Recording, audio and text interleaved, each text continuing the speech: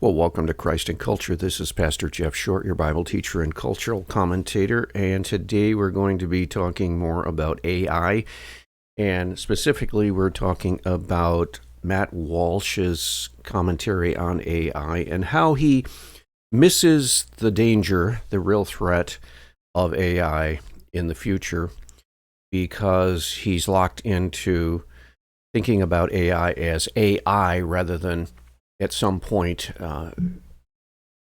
artificial general intelligence, or AGI. Artificial general intelligence is quantitatively different than AI, artificial intelligence, and he is thinking in terms of simply AI, which we have right now, which is improving all the time. It's getting faster and it's getting smarter, but he's locked on to comparing what artificial intelligence is against the real threat, which is artificial general intelligence, which is a whole new ballgame. So let me roll this clip as Matt Walsh talks about AI and artificial intelligence. And he is right in many respects, but he's wrong in his threat assessment. AGI, artificial general intelligence, is very dangerous, and if computers can ever get smarter than humans in the sense that they can problem solve on their own, autonomous, apart from human beings, then that is a threat, and it would pose an existential threat to humanity, because then they would be off on their own, sort of a rogue computer program, a rogue AI agent, and with its vast power of problem solving, it could basically outsmart us in our attempts to rein in a rogue AI agent. So let's hear what he has to say and then talk about more about what is wrong with his assessment. A kid born today will never be smarter than AI. Now think about what this statement reveals. Sam Altman believes that intelligence is the sheer amount of data that you have in your brain, the number of facts you can digest and recall at a moment's notice. That is the sum total of your intellect, according to Sam Altman. But actually, your intellect is a lot more complicated than that. Unlike AI, you are a being with the capacity for contemplation and reflection and intuition and innovation. All right, that's exactly true. AI does not have consciousness. It does not have the capacity to self-reflect. It does not have the capacity to ponder and to ask questions about the meaning and purpose of life and the meaning and purpose of its own existence. It doesn't have the capacity to ask philosophical questions in the sense that it really wants to know what these answers are. It doesn't have the capacity to be human in the sense that we are fully human, but it does have the capacity to problem solve. It does have the capacity to actually set goals or receive goals given to it by a programmer and chart courses of how to achieve those goals. And that is the scary part, because it can get better and better and better at problem solving.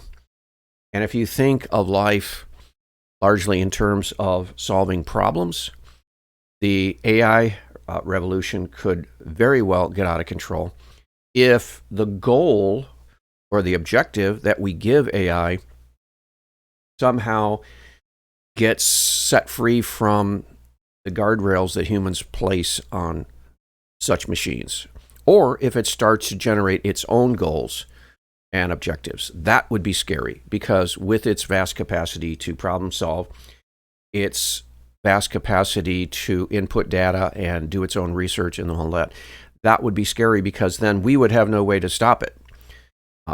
Some people would say, well, just pull the plug.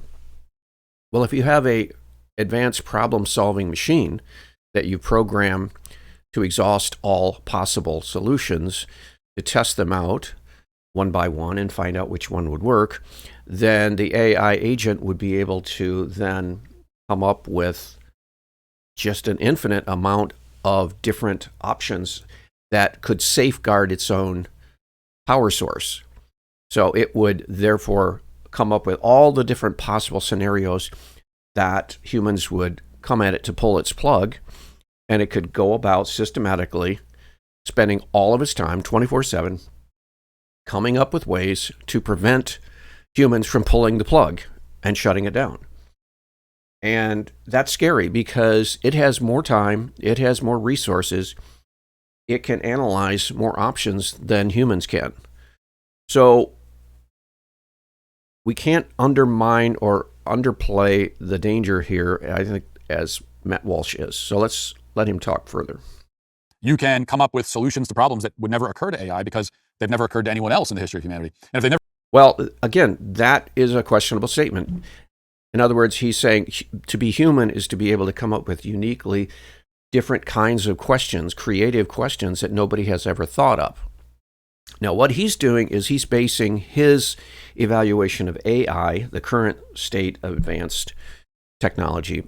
AI is basically, it scours the internet, it scours all of the available literature, books in print, digitized forms, video, audio, podcasts, video presentations, scholarly writings, peer-reviewed journals.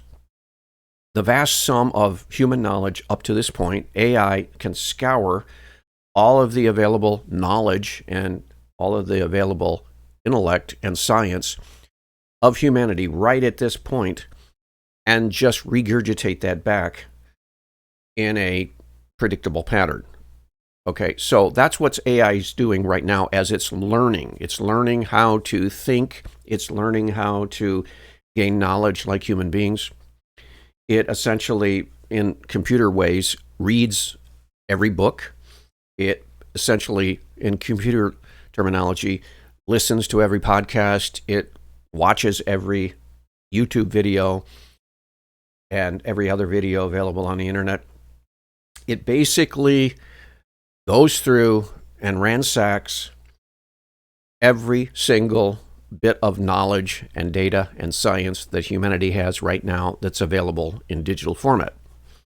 It takes all of that knowledge and science and information and it synthesizes it to utilize it for problem solving and helping humans complete tasks, projects, and goals, and is very useful in that.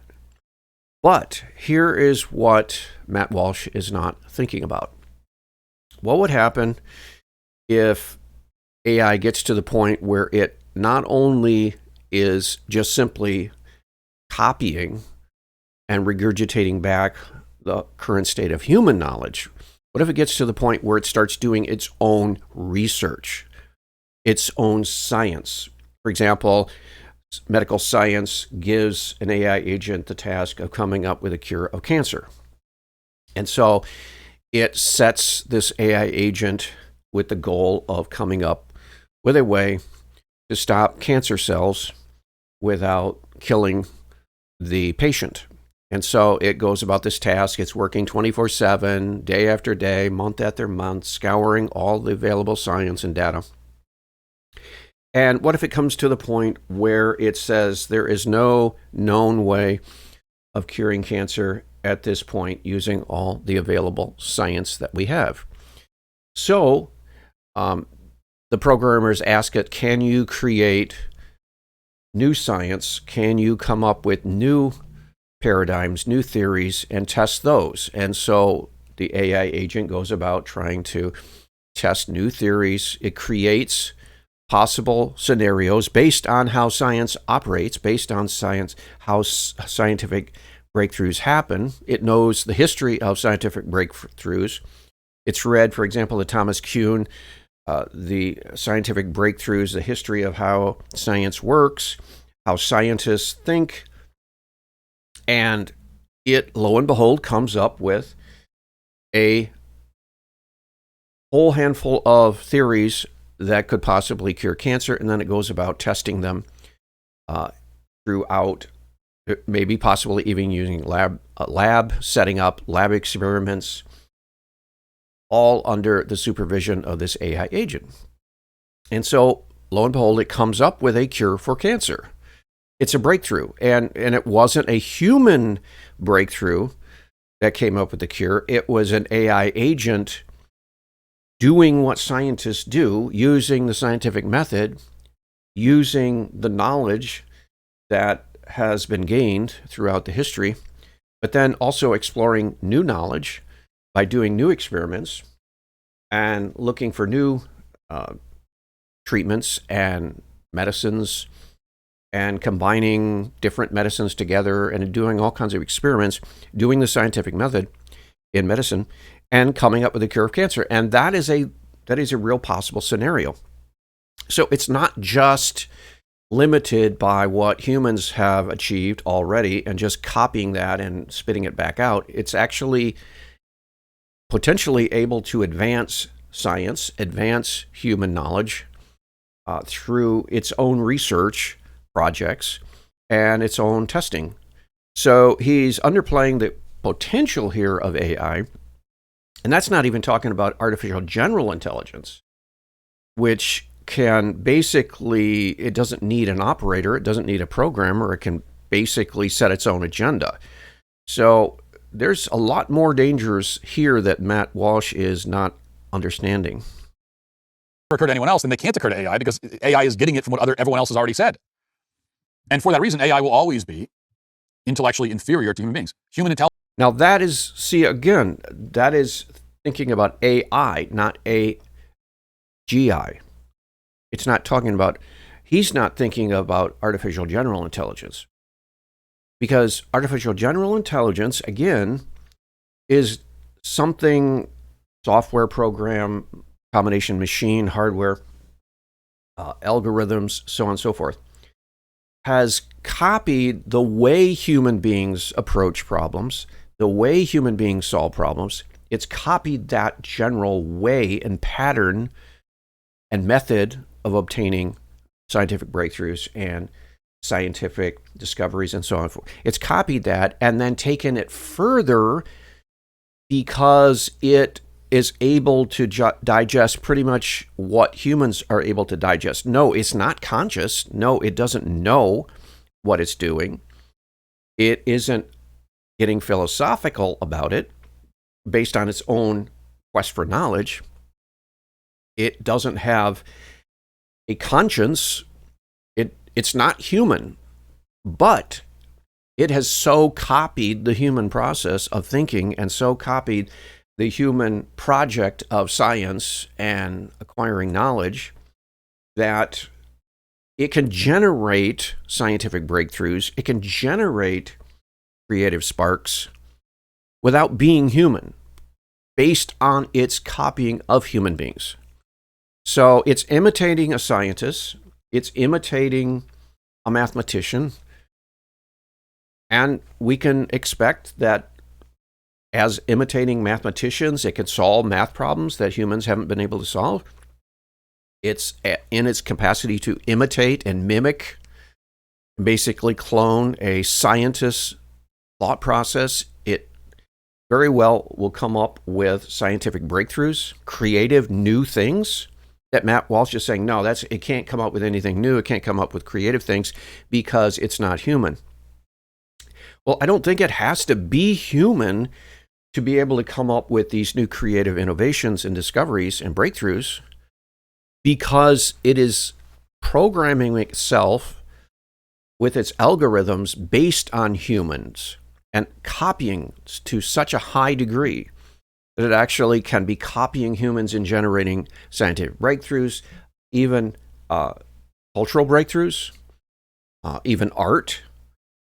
It's potentially possible for AI, for example, in music, which is causing a lot of people to worry about AI music, generated music. Potentially, it has the capacity to come up with a new wave of music styles, just like we saw, for example, in the 20th century. We saw jazz evolve, rhythm and blues evolve. We saw in the 60s rock music come out of rhythm and blues. We saw rap music, unfortunately, develop in the late 90s, early 90s. We saw that develop and evolve. So all of these musical movements are produced by humans, of course. But if you have an AI agent that is learning everything about humans and with the goal of copying everything about humans and presenting itself as human, then we could also expect that there to be these very human breakthroughs happening in the area, for example, like music. It is conceivable that AI could generate a new style of music that catches on, and then humans start imitating it. It is possible that AI could copy humans to such an extent that they could begin to produce movies that actually are good quality, that actually do tell stories and are emotionally moving and compelling and pretty good movies. They haven't done so yet, and it's kind of scary to think that AI could actually take over the role of writing scripts and books and novels and producing movies and actually to a human quality. But it's not inconceivable that if you're copying humans and you spend your entire existence scouring human culture and trying to copy it as close as possible, you're going to then develop habits and manners and ways of generating these breakthroughs that are very human. So we have to take into consider that, and that is a threat, because if you have these AI agents producing very human-like works and producing very human-like scientific breakthroughs and very human-like scientific or political solutions, we could imagine politicians starting to use AI as far as coming up with creative solutions to diplomacy. Right now, President Trump and his negotiators are talking with Iran and the Revolutionary Guard, these Islamic terrorist regime leaders in Iran. And the big breakthrough is, how do you negotiate with them? And how do you come up with a deal dealing with terrorists to the satisfaction of ending the war, getting the Strait of Hormuz open, and yet stopping Iran from developing nuclear weapons and terrorizing the nations around them, and so on and so forth? How do you do all that? Well, with the help of AI and its vast database and knowledge of history, it's learned all of human history, all human battles, all of human strategies for war. We could see that AI possibly could generate a solution to the Iran problem, and that will greatly assist the negotiators. And, if it copies humans enough, it could actually come up with actual novel, new, breakthrough diplomatic solutions. So I think we need to take into consideration AI's ability to come very close in copying humans, even though it isn't human, even though it isn't conscious, will never be conscious, in my understanding, in my estimation. It can never be fully human, but it can come very close in mimicking human thought patterns and behaviors. Intelligence will always be, in this important sense, superior to artificial intelligence. And that's because human intelligence is human. It's capable of a depth that AI can never reach. Humans know what it's like to actually be, to exist as individual selves in the world. Our greatest insights and works of art derive from this experience and self-understanding. AI has no such experience and never will, which is why the insights it generates on its own are always so hollow. For example, just to illustrate the point, I asked ChatGPT to generate the best sad poem that it possibly can. I didn't give it any other prompts. I didn't help it to formulate the poem. Just that prompt alone, give me a sad poem. Best you could do. And here's what it spit out. I will recite it for you now. Here's what it said.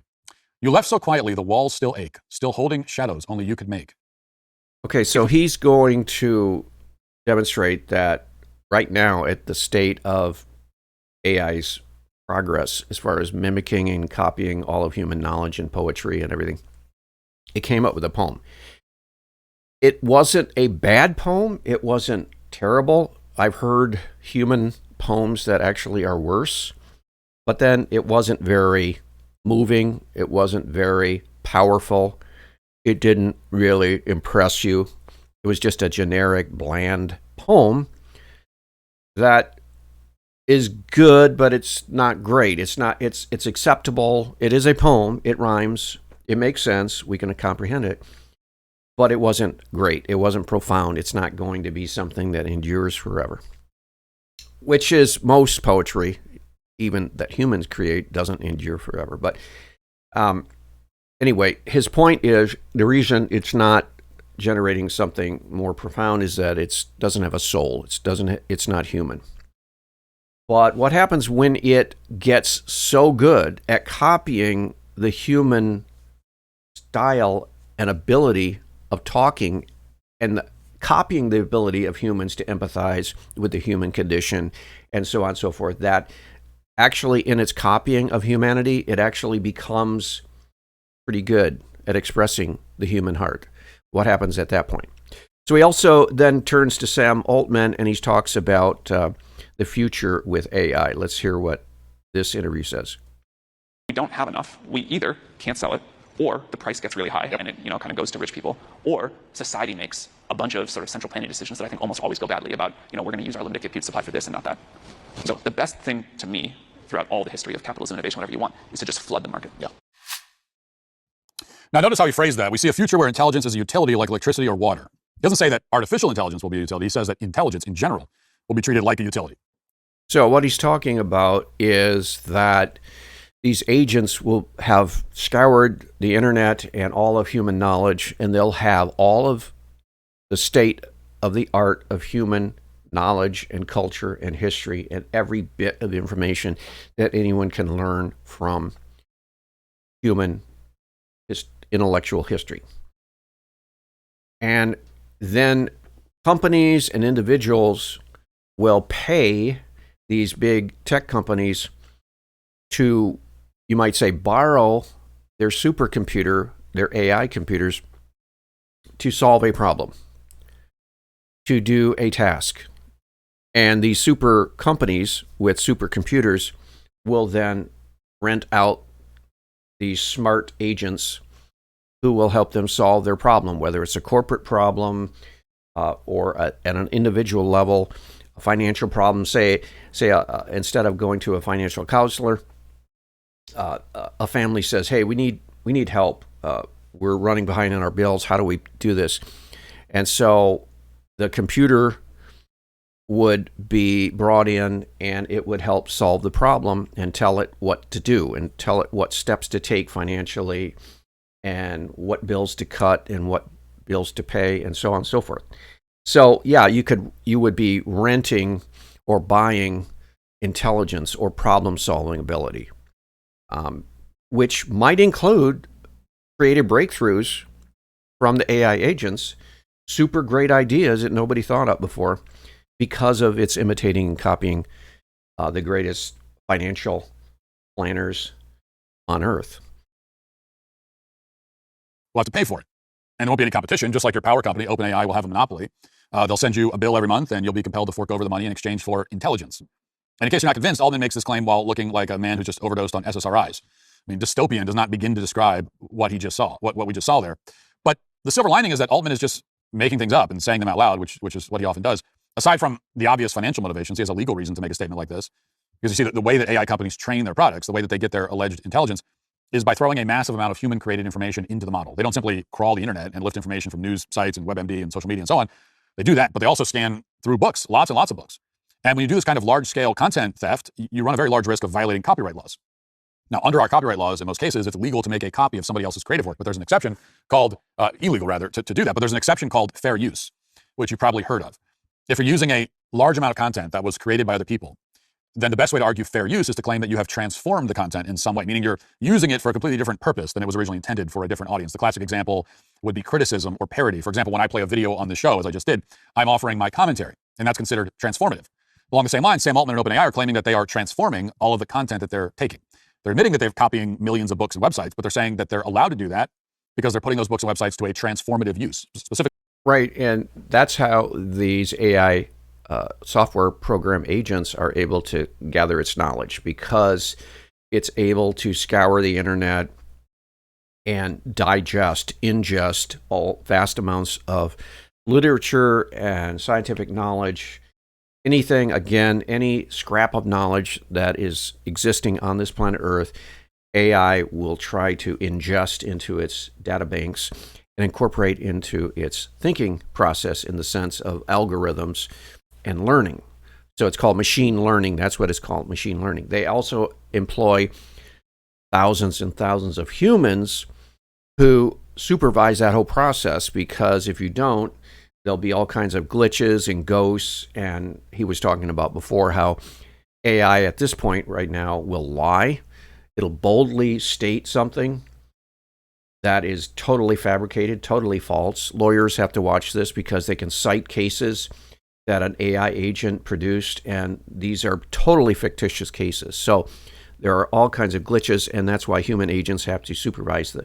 But what happens to the point where the AI is smart enough to be able to supervise itself and recheck and double check its work so that it doesn't give you these false impressions?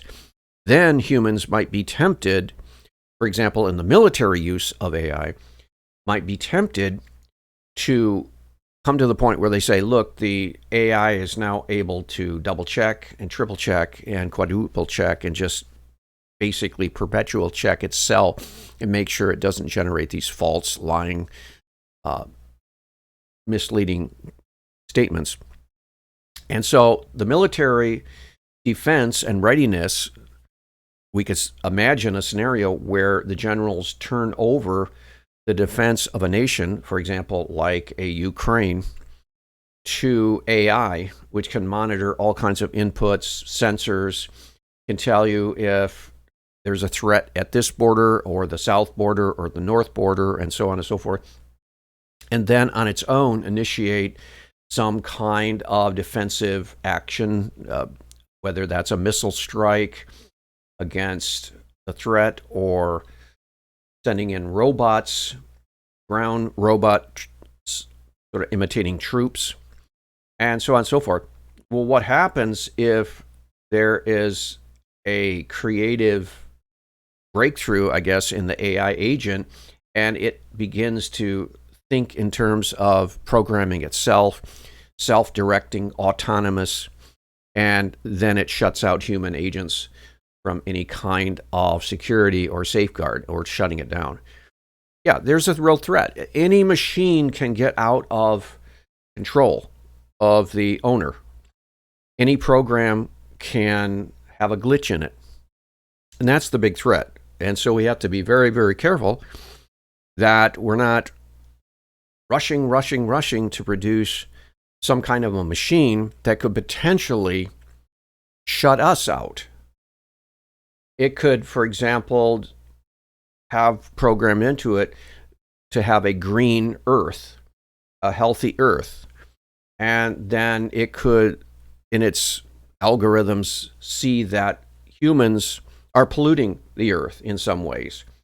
So it might conclude that for the earth's sake, for the overall species' sake, it would be better if the humans were not on the planet Earth, and then it could go about creating its own agenda to eliminate humans.